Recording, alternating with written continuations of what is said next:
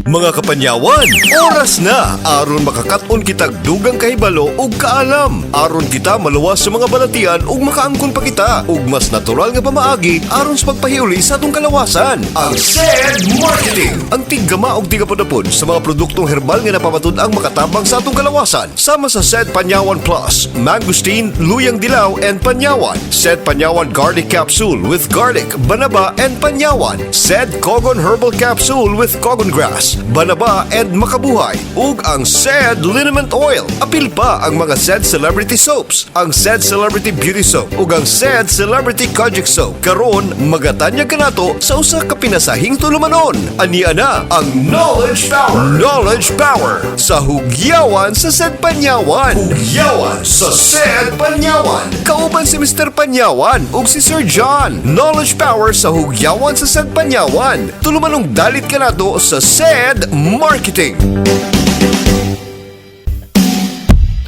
Mga ikaligson, may adlaw kaninyong tanan ug welcome sa atong pagpanaguban. Ani na pud kining atong hugyawan sa SED Panyawan. Kauban nimo ang imong mga partner sa health nga maghatag og impormasyon kaalam og kahibalo para matabangan nato kaning imong lawas, no, pinagi sa mga produktong napamatudan. Daghan kay mga produkto ang SED Marketing, mga igaligsoon nga pwedeng makatabang si mo ha sa bisan unsa mga matang pa sa mga problema nimo sa lawas. Kung panalitan ikaw adunay mga ginatawag nato mga chronic diseases o baka aduna kay mga minor nga mga klase nga mga problema sa lawas usama sa hilanat, ubo, sipon, trangkaso, naay mga pagtabang ang SED Marketing. Aduna kitay tulo ka mga kapsula nga angayan natong pagapilian. Kung kita adunay diabetes, adunay mga bugon-bugon sa lawas, mga cyst, mga problema sa mga inflammation, no, sama sa mga hubag-hubag, aduna kitay SED Panyawan Plus Mangosteen. Ang kapsula nga adunay gahom sa Mangosteen, Luyang Dilaw ug Panyawan. Ang Mangosteen, mga igalagiso na punot man na pamatud-an man kini siya nga aduna kini siya mga taas nga sangkap sa antioxidant level nga makatabang sa tuang maayong kalawasan. Aduna pud kini siya Panyawan nga mutabang sa pagpahimsog sa ato ang mga ginatawag natong pagkaon sa atong immune system para mamahimong himsog ning atong depensa sa lawas. And of course, aduna pud kini siya Luyang Dilaw nga mutabang isip pagtangtang sa mga bakterya nato sa atong mga kalawasan.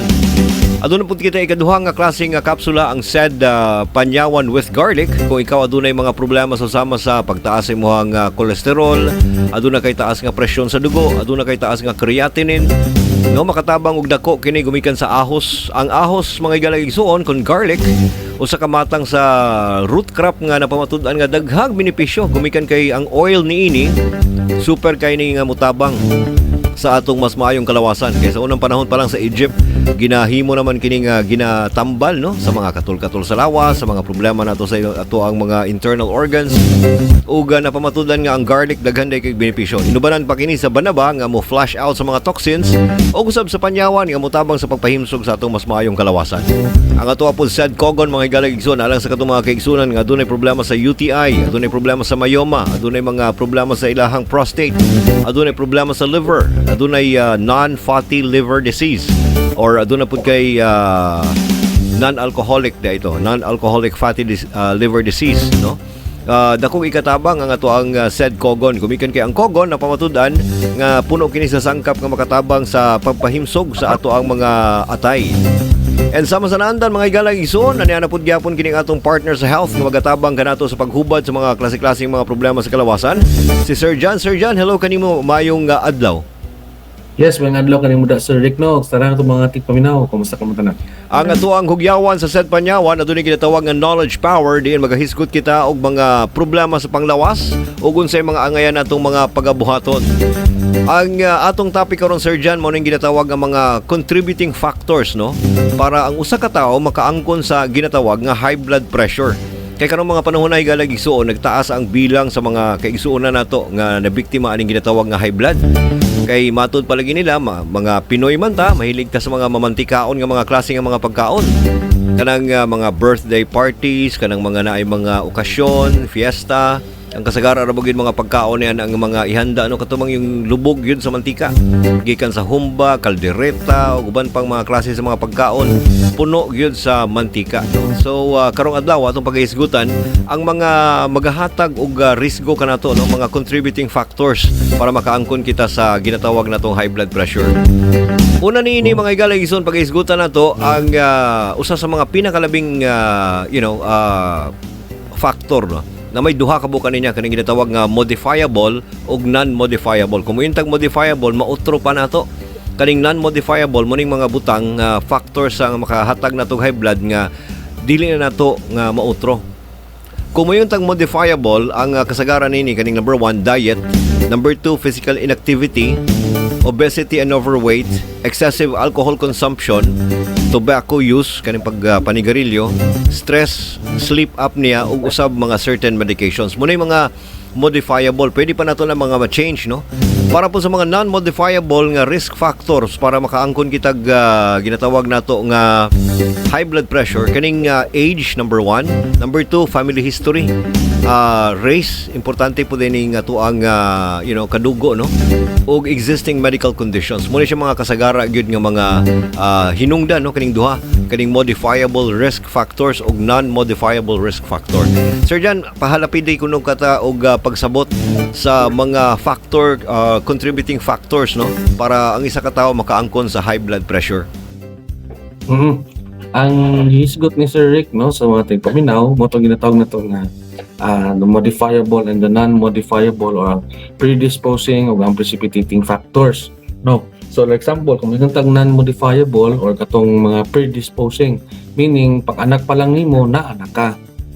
So mo nitong giningon ni Sir Rick na katong sa imong edad, sa imong pamilya, sa mismong imuhang race, so na imuhang gender, ana ang niyahang kani siya katutong mga dili na nimo mausab pa o mismong nadala na nimo pag anak pa lang nimo. So for example, mingon ta og sa inyong family na moy lolo, lola, tito, tita, sinatanan, si mama, si papa, puro sila high blood. So taas og porsyento nga pwede kang mag-hypertension. Na sila cardiac problem. So or si lolo lola namatay sa cardiac problem. So taas ang porsyento nga pwede kang magkaroon ng heart problem. So inana siya So ginatanaw na in medical terms, ginatanaw na sa doktor katong ginatawag natong non-modifiable or mga predisposing factors nga ay pwedeng susceptible ang isa ka tao o ikaw 99% kang pwede kang magka-experience of diabetes tungod kay imong parents are diabetic so labaw nagduha sila ka buok mother or father na side sa pikas bahin Sir Rick hinato isarado na to non-modifiable kinitong mga factors na wala tay mabuhat pero maratag nakalinya ng daan nga pwede ta predestined ta ba nga mahitabo na para sa tuwa. So kana siya mo nang dili na to ma-modify or siguro genetically pwedeng mag-worsen kung mag-atubang ta og like example cancer nga nagtrabaho ta sa usa ka kanang radiation company so mas ma-worsen ang atua or mas ma-early na to ang atuang cancer na na predisposing factor gikan sa family. So inana siya. Pero sa pikas bahin katong tag modifiable or katong precipitating factors. Unsa tong mga factors nga makapadali hinuon sa imo nga masakit ka. Ano ba? So or unsa tong mga factors nga makakos na hinuon sa imo og sakit. So like example, si mama si papa wala siya hypertension. Pero ikaw na or si mama si papa na ay diabetes, ikaw nagka-diabetes ka nga naman tungod kay kusog mong kumukaon, namang nag-sedentary lifestyle ko, kusog ko mo shot, mo inom, kusog ko manigarilyo, wala ko exercise. So mga inanat ng mga causes, kato siya, nag-agi siya dito sa ginatawag na to na precipitating or motong mga gibuhat nimo nganong nakasinati ninong ka or nakahiagom na noon ka og balatian. So like example, mingon ta sa hypertension kumbaga ito na modifiable risk sa hypertension like diet. maliban sa Pinoy ta, kusog ta mong kaon og tamis, kusog ta mong kaon og tambok o hilig ta ana, sa pikas bahin kita man ang magdesisyon kung mukaon ta ni ana. Tama? So sa precipitating factor sa tong family, kusog man ta mukaon, ganahan magkumbira, ganahan muluto si mama, no, kusog muluto si auntie. Nasa imo ha kung gusto pong ka mukaog daghan ana, no? Aron nga ma-hypertension yun ka. So nana siya, no? So naa siya ang modifiable risk is naa siya inclusion sa decision. No? So naa sa imo mismo ang decision. Like stress. Ikaw ang mag-decide kung ang stress nimo is tolerable ba o dili, no? So if ever mayroon ta nga ops, tama sana mag-rest ako. Like sleep, ikaw man mag-ingon kung kanus ka mag-sleep, tama? So dili man ang isa ba sa mga first na reason sa increase of increase of blood pressure in young generation karon sa Gen Z is kaning kukulangan sa sleep, no? So naay problem karon ang ato ang mga Gen Z manggod nga matulog, di sila matulog tungod sa streaming, tungod sa internet, tungod sa bilang gina-feel na pressure sa school. So naa sila ay problem ni ana, no? Which bisin later on pwedeng pag-abot sa 20 years from now kani ato mga Gen Zs of the next generations pwedeng magkaroon og early na onset, no, of hypertension. 20 pa lang na naka-hypertension, more isod na kay na, no? Ang hypertension sa una moingon ta high blood ka mga 40 tahon, ana man to siguro 50 tahon o nanay high blood ka may pero di itong 140, no? So ang problem ang sa hypertension, Sir Rick, is dili siya sabi tawag na traitor siya na sakit. Part siya sa chronic diseases na kanang pwede din mo siyang madala for the next years o na mga years ba. Na wala ka kabalo, gikapoy na day mong kasing-kasing og kanang sige bomba-bomba dia kay tungod sa kakusog sa presyon sa dugo. Matingala ka, undang sikalit, di ba? Or matingala ka na stroke na kagkalit na nabot na tong panse mong ulo, nibuto na ditong nagka-aneurysm ka. So nana, dili nimo siya mabantayan until nana siya complication. So wala siya problem with hypertension. So kana siya, Sir Rick, no?